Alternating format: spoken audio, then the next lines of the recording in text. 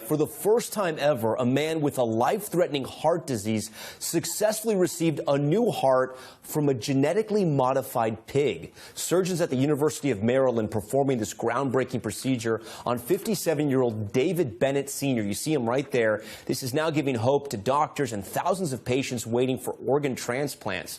I want to bring in Dr. Robert Montgomery from NYU Langone here in New York City. He's an expert in this field who his work has actually helped contribute to this breakthrough. So, Dr. Montgomery, thanks so much for joining Top Story tonight. We do appreciate your time. First of all, tell me about this patient and this surgery. It took place on Friday. From what you've heard, how is Mr. Bennett doing, and how will the next few days be for him? Well, I had the opportunity to communicate with the team last night at Maryland.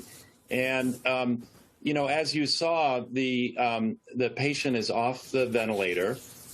He's still being partially maintained. His circulation is being partially maintained by an ECMO machine. But the plan is to gradually wean that off so that the pig heart will completely take over the work. You know, when we first reported this, I used the phrase genetically modified pig. What exactly does that mean? Because some people may get confused with that.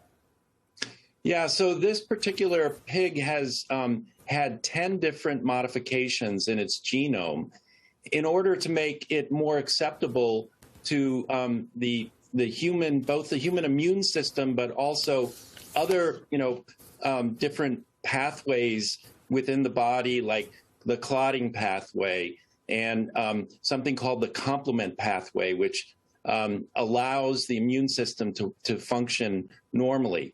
So it's had multiple different modifications to make it more compatible with the human system.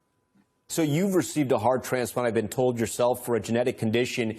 If this transplant is successful, and by that I mean, to extend David Bennett's life for a period of time, his body doesn't reject it, what could this mean for the hundreds of thousands of patients across the country awaiting new organs?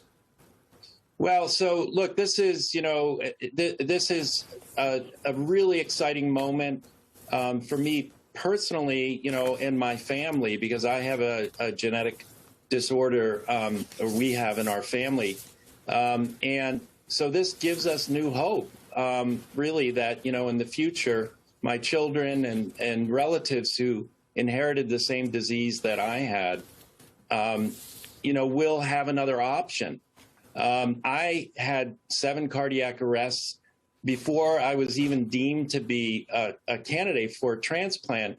And we have this dearth of availability of human organs, and pig organs could make up that difference between the organs that are available and the number of people who are waiting for life-saving transplants.